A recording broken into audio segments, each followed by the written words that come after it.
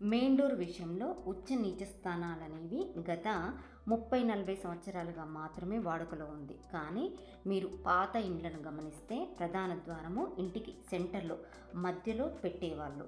ఇది కొంతవరకు కరెక్ట్ అయ్యే అవకాశం ఉంది, కానీ పూర్తిగా కాదు.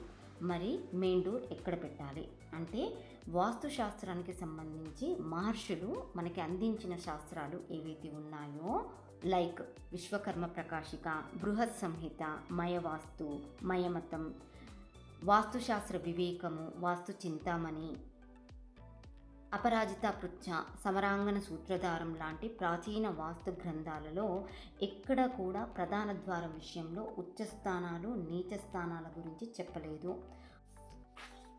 వారు ఓన్లీ స్థలం విషయంలో మాత్రమే ఈ ఉచ్చ నీచ గురించి మాట్లాడారు. ఇక్కడ ఉచ్చ అంటే ఎత్తు, నీచ అంటే పల్లం అని అర్థం. సో అన్నిటికంటే నైరుతి అనేది ఉచ్చలో ఉండాలి, అంటే ఎత్తులో ఉండాలని, అన్నిటికంటే ఈశాన్యము పల్లంగా నీచలో ఉండాలని చెప్పారు.